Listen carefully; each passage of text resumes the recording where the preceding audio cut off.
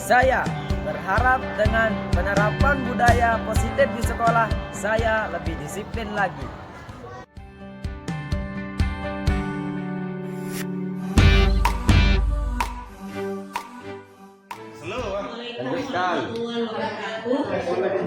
Bapak Ibu guru yang saya hormati, salam sehat dan bahagia selalu. Semoga kita selalu dalam keadaan sehat dan bahagia selalu. Amin.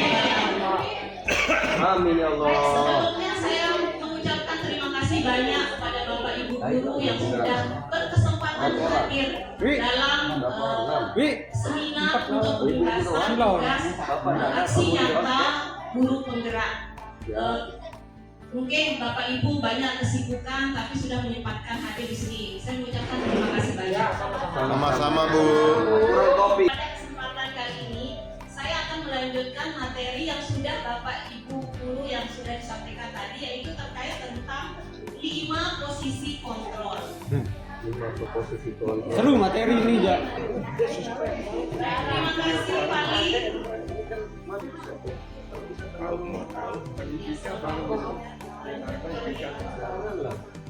Ya, seperti yang sudah saya sampaikan tadi, saya akan menyajikan materi terkait tentang 5 posisi kontrol restitusi. Seperti tadi sudah disebutkan oleh Bu Kiki tentang restitusi. Selanjutnya, ya 5 posisi kontrol menurut ilmuwan dan dosen dalam bukunya Restitution Restructuring School Discipline tahun 1998 mengungkapkan bahwa guru perlu meninjau kembali penerapan disiplin di dalam ruang-ruang kelas mereka selama ini. Mohon slide-nya. Mengungkapkan bahwa guru perlu meninjau kembali penerapan disiplin di dalam ruang-ruang kelas mereka selama ini. Apakah telah efektif? Apakah berpusat pada siswa, memerdekakan, dan memandirikan murid? Bagaimana dan mengapa? Melalui serangkaian riset dan berdasarkan pada teori kontrol Dr. William Glasson, dosen berkesimpulan ada 5 posisi kontrol yang diterapkan oleh seorang guru, orang tua, ataupun atasan dalam melakukan kontrol. Dalam hal ini kita sebagai guru di kelas. Selanjutnya, ya, kelima posisi kontrol tersebut adalah yang pertama, guru sebagai penghukum. Yang kedua, pembuat merasa bersalah. Kemudian yang ketiga, guru sebagai teman. Yang keempat, guru sebagai pemantau atau memonitoring. Dan yang kelima, guru sebagai manajer. Ya, kita bahas satu persatu. Yang pertama, Penghukum itu apa penghukum? Kita ya, yang pertama, posisi guru sebagai penghukum. Seorang guru bisa menggunakan hukuman ini baik berupa hukuman fisik maupun verbal. Orang-orang yang menjalankan posisi penghukum ini senantiasa mengatakan bahwa sekolah memerlukan sistem atau alat yang dapat lebih menekan murid-murid lebih dalam lagi. Guru yang menerapkan posisi penghukum ini hanya percaya bahwa satu cara agar pembelajaran itu berhasil yaitu cara Bapak Ibu guru tersebut. Nah, ciri-cirinya di sini kalau dilihat dalam segi bagaimana guru itu melakukan penghukuman, di sini ada nada suara tinggi, kemudian bahasa tubuh dengan mata melotot, kemudian jari-jari menunjuk dan mengambil. Nah, kemudian dampaknya, Bapak Ibu yang paling penting di sini bagaimana dampak kepada murid kita. Hasil atau dampaknya di sini, murid akan merasa marah, kemudian akan timbul rasa dendam, serta murid akan bersifat agresif. Banyak sekali contoh kasus dalam keseharian kita, Bapak Ibu, ketika kita menghukum anak, kemudian anak akan menyimpan rasa dendam, mungkin nanti ketika pulang dia akan mengempeskan ban motor kita. Semoga tidak terjadi pada Bapak Ibu. Ya, selanjutnya Bapak Ibu, Amin. Yang kedua yaitu membuat merasa bersalah. Di sini ciri-cirinya langsung pada posisi guru yang pembuat merasa bersalah. Biasanya guru itu akan bersuara lebih lembut, kemudian nada suara itu memelas, halus dan sedih, bahasa tubuh itu mendekati ke anak. Kemudian di sini hasilnya murid akan memiliki penilaian diri yang buruk tentang diri mereka. Murid merasa tidak berharga dan telah mengecewakan orang-orang disayanginya. Murid akan merasa menjadi orang yang gagal dan tidak sanggup membahagiakan orang lain. Bahkan kadangkala posisi sebagai pembuat merasa bersalah ini malah dia akan lebih berbahaya Bapak Ibu ketika menerapkan posisi penghukum. Sebagai contoh konkret, ketika ketika seorang siswa melakukan tindakan indisiplin, maka guru itu akan mengatakan akan membuat anak merasa bersalah. Misalnya, kamu tega ya sama ibu, ini contoh percakapannya, nanti akan lebih jelasnya pada video Bapak Ibu. Kamu tega ya sama ibu, coba nanti ibu dimarah oleh kepala sekolah jika kamu melakukan hal-hal yang tidak baik. Seperti itu, jadi akan menimbulkan efek pada anak merasa bersalah dalam mendidikan gurunya seperti itu. Lanjut yang ketiga, ya posisi sebagai teman. Mungkin di sini Bapak Ibu juga berada pada posisi ini. Ciri-cirinya, nada suara ramah, akrab seperti sebagai teman, bercanda, kemudian bahasa tubuh merapat pada murid, senyum jenaka. Kemudian hasilnya di sini, posisi teman pada guru ini bisa berakibat atau berdampak dua Bapak Ibu. Bisa berdampak positif dan juga bisa berdampak negatif. Yang positif di sini, mohon ya. Yang positif di sini berupa hubungan baik yang terjalin antara Bapak Ibu guru dengan si murid. Kemudian untuk hal negatif di sini, posisi teman ini, jika suatu saat guru tersebut tidak membantu, karena biasanya kan kalau teman itu akan saling membantu, ketika seorang guru itu tidak membantu murid itu, maka akan murid akan merasa kecewa. Kemudian di sini murid hanya akan bertindak untuk guru tertentu saja, atau guru yang tadi yang memiliki posisi sebagai teman. Jadi murid itu tidak akan mendengarkan atau menghiraukan guru yang lain, hanya kepada temannya saja karena posisi guru yang sebagai teman tadi. Selanjutnya yang keempat, ya posisi pemantau atau monitoring. Nah, ciri-ciri pada posisi pemantau ini berdasarkan pada posisi pemantau ini berdasarkan pada peraturan atau konsekuensi. Jadi pada posisi pemantau ini ada konsekuensi yang diakibatkan yang akan diberikan kepada murid yang melakukan tindakan indisiplin atau kesalahan. Guru tidak menunjukkan suatu emosi yang berlebihan, hanya bahkan guru tidak akan menjadi marah atau dia tidak akan membuat merasa bersalah pada anak. Nada suara datar, di sini bahasa tubuhnya formal Bapak Ibu kalau pada posisi pemantau. Hasilnya murid memahami konsekuensi yang harus dijalankan karena telah melanggar salah satu peraturan sekolah. Jadi murid tetap dibuat tidak nyaman Bapak Ibu, yaitu dengan harus tinggal di kelas. Contoh seperti tadi yang sudah disampaikan di Bapak Ibu sebelumnya.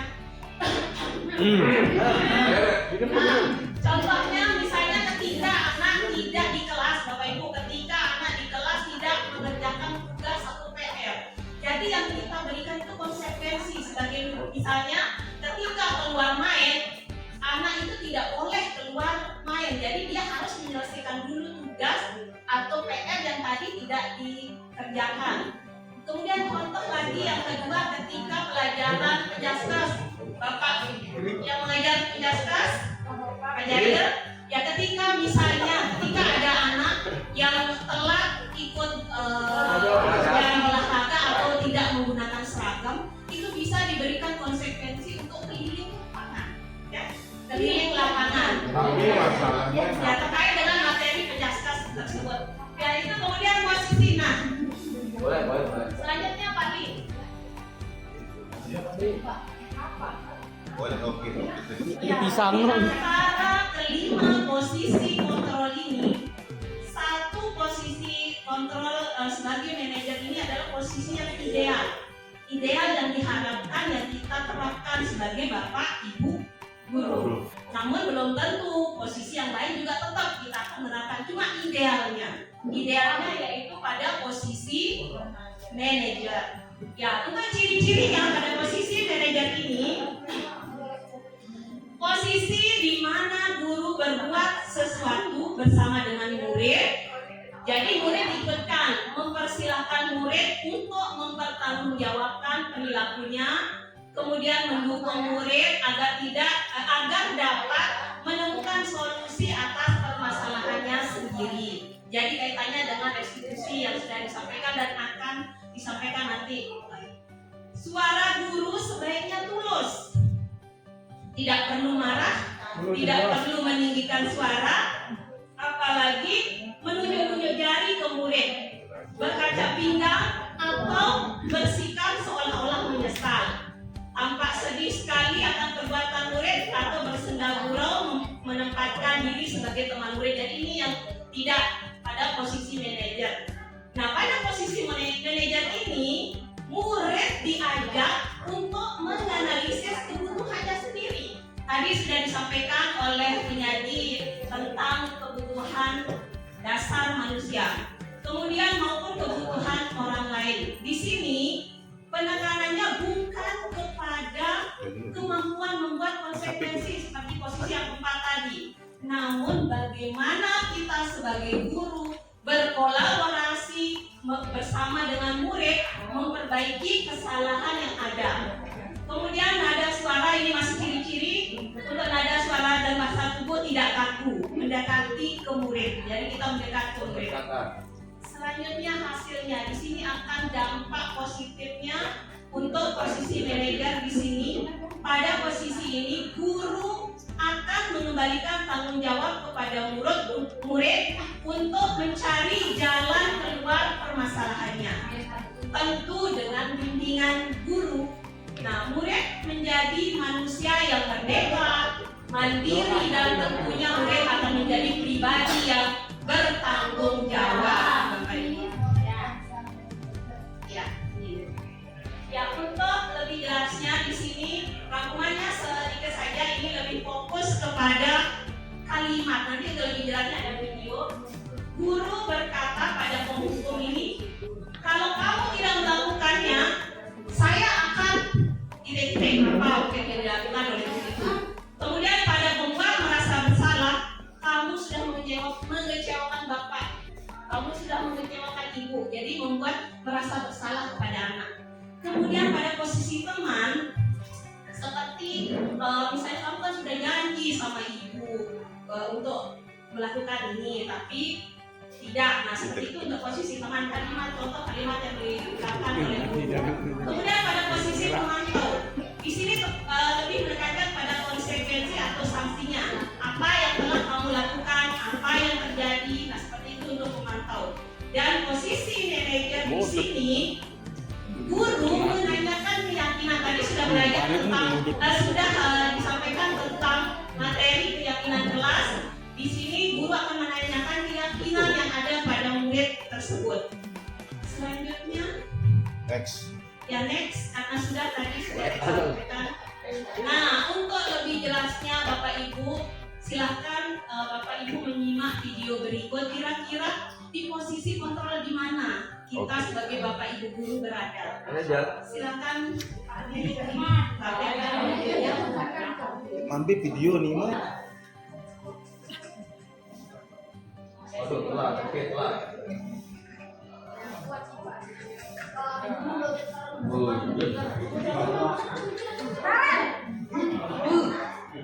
Sini kamu. Joya. Selalu terlambat. Kamu deh pasti terlambat. Aku, saya Apa? Apa coba? Alasan kamu apa lagi? Joya kan. Kapan sih kamu tidak terlambat? Malas sekali ya kamu jadi anak. saya Dasar pemalas. Gak kapok-kapok sih kamu. Sudah berapa kali terlambat? Sana, kamu keliling lapangan basket 2 kali. kenapa saya harus ke lapangan basket, Bu? Kenapa? Kamu melawan ibu.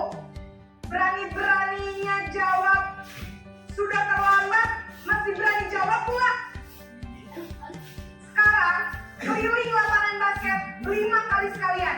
Biar kapok. Cepat. Pergi sana ke lapangan basket. Posisi penghukum biasanya berbicara dengan nada tinggi, menghardik, menunjuk-nunjuk, menyakiti, dan menyindir. Hukuman bisa berupa fisik maupun psikis. Ibu dan bapak guru hebat, dampak yang terjadi pada guru dan kebaikan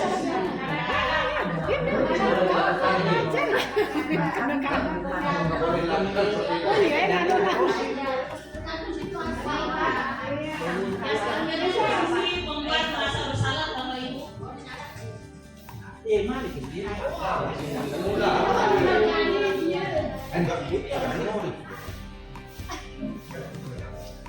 Karen.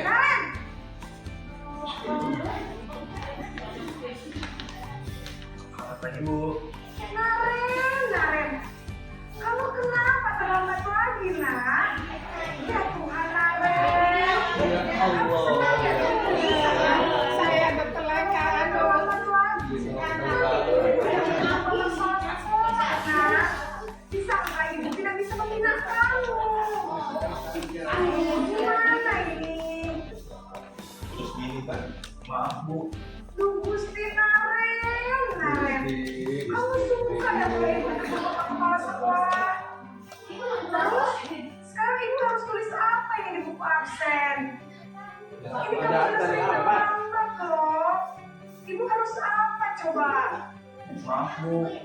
Maaf sekali. Ya sudah, lain kali jangan bikin ibu susah lagi ya nak ya. Ibu tidak akan kuat lagi kalau kamu gini terus. Bisa jantungan kalau ibu ditegur bapak kepala sekolah. Sekarang cepat kelas. Maaf ya Bu. Maaf sekali. kosakata bahasa rasa bersalah berbicara dengan nada tenang, cenderung lembut. Namun kata-kata yang diutarakan membuat murid merasa menjadi orang yang gagal, memandang buruk dirinya sendiri, merasa tidak berharga, dan tidak sanggup membahagiakan orang lain.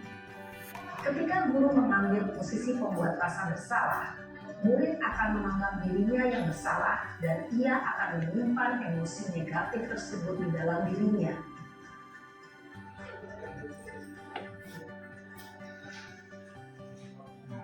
Naren.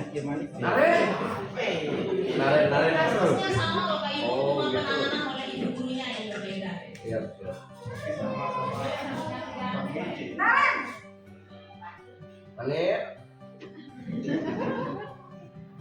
Bapak Ibu. Wah, sudah jam berapa ini, Nak?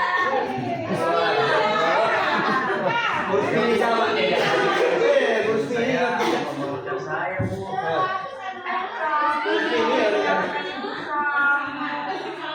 Bukannya anak yang paling kencang. Kok terlambat sih? Iya Bu. Saya memang lambat bangun tadi. Jadi biarpun saya lincah, tetap gak kejar Bu. Ya sudah sana. Nanti lain kali larinya lebih kencang lagi ya. Biar gak terlambat lagi. Bikin senang ibu. Demi ibu. Bisa kan? Beresin urusan absen kamu. Kamu ini ada saja. Buaka jamak dia ada buaka. Buaka jamak juga. Akrab, cenderung bersenda gurau untuk menjaga suasana tetap santai. Murid akan merasa senang, aman, dan akrab dengan guru. Identitas yang tercipta adalah identitas sukses atau berhasil. Namun, perlu diingat, karena ini masih dorongan eksternal, maka ada faktor ketergantungan dari murid kepada orang tertentu.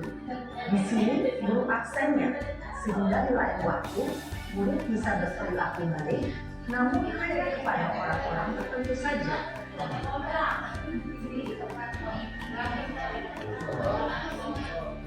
Naren Malik. Naren Cimon. Naren Mon.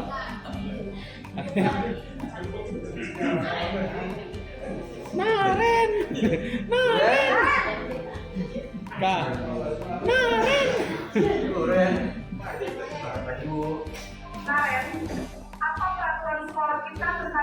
berapa kita harus masuk sekolah, nak? Kita harus di sekolah jam 7 Bu. Iya betul, sekarang sudah jam 7.20. Naren sudah tahu konsekuensinya jika terlambat hadir. Paham Bu, saya harus tinggal kelas pas jam istirahat selama 20 menit. Iya benar, konsekuensinya demikian. Jadi nanti jam 9.30 pas istirahat, kamu harus tinggal di kelas, kerjakan tugas tambahan untuk ketertinggalan kamu, ya? Baik Bu. Posisi pemantau mengandalkan penghitungan atau data untuk mengontrol murid. Bu safety dia aja. Berdasarkan peraturan dan konsekuensi. Seorang pemantau menunjukkan bahasa tubuh dan ekspresi wajah yang datar dan cenderung formal.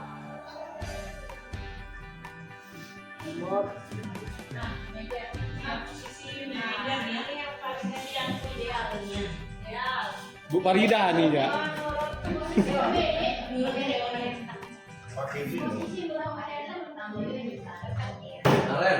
Naren!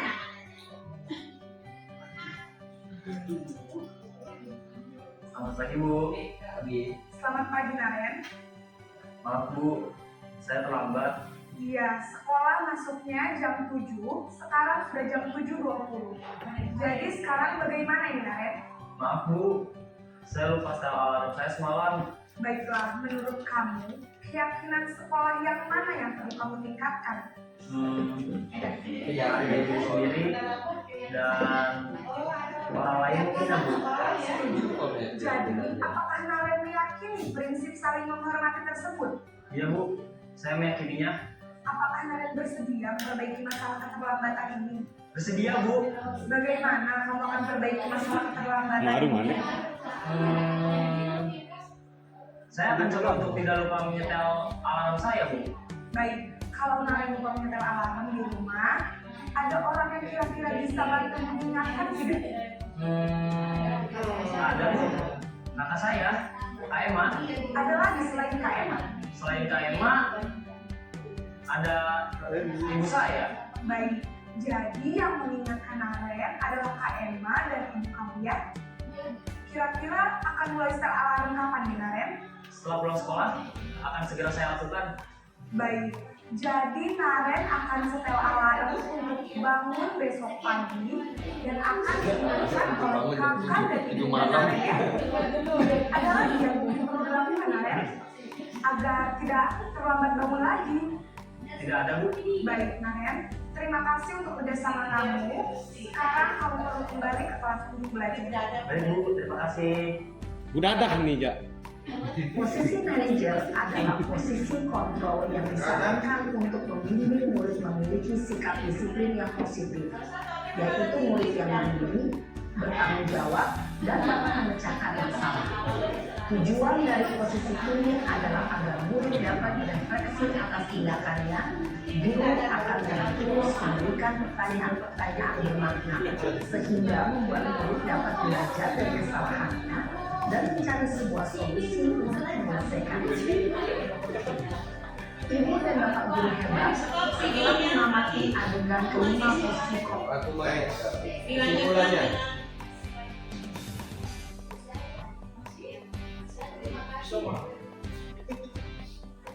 Berarti kita mulai.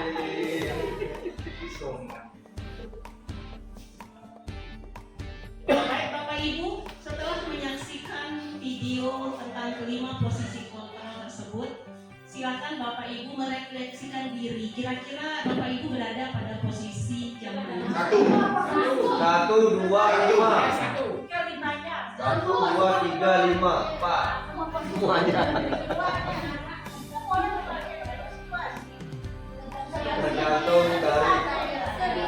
Tergantung dari kondisi hati saya. Iya. Dan boleh kelas kita sendiri. Ya, yang paling. Ya, sekian Bapak Ibu, sekian presentasi materi yang sudah saya berikan. Semoga kita dapat menjadi lebih baik lagi. Amin. Assalamualaikum warahmatullahi wabarakatuh. Terima kasih Ibu. Kamu wakil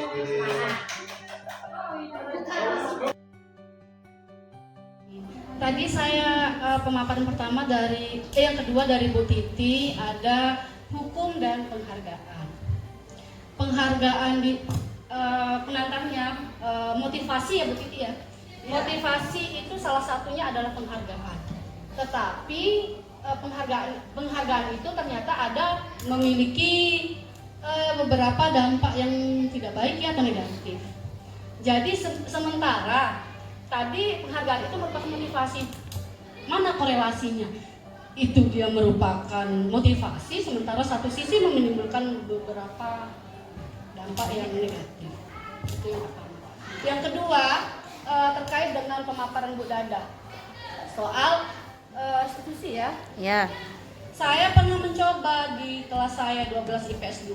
Kebetulan ada 2 siswa saya yang memang tidak menggunakan seragam seperti teman-temannya yang lain. Saya tanya, anak kenapa seragamnya lain dengan teman-temannya?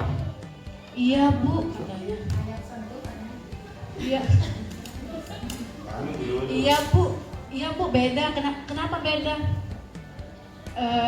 Saya kan belinya dulu ini Bu, dia bilang. Terus apa kira-kira yang harus Bu Dada yang harus saya lakukan? Sampai hari ini anak itu tidak menggunakan seragam, 2 orang siswa saya itu. Saya mau sarankan untuk membeli seragam, dia sudah kelas 12. Dia juga akan menawarkan diri, saya beli seragam, malah tidak beli seragam, kelas 12. Jadi tergantung situasional kayaknya Bu Dada ya. Itu saja dari saya, terima kasih. Wassalamualaikum warahmatullahi wabarakatuh. Waalaikumsalam warahmatullahi wabarakatuh.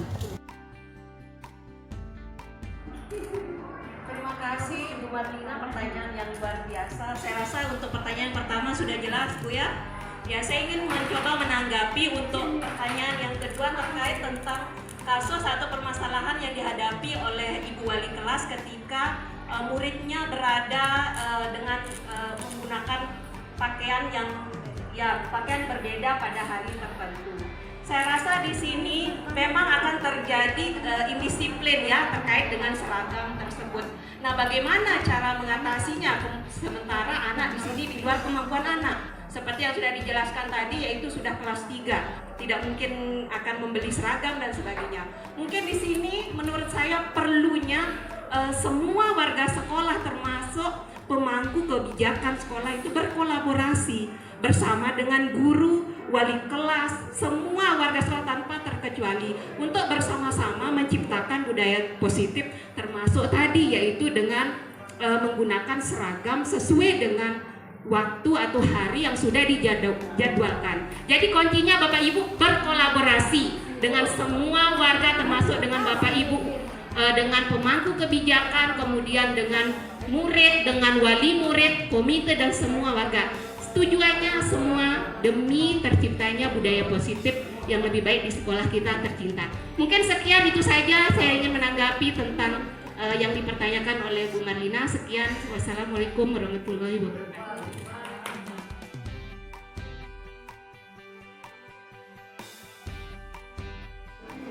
Bagaimana tanggapan Anda mengenai pengimbasan guru penggerak mengenai budaya positif di sekolah?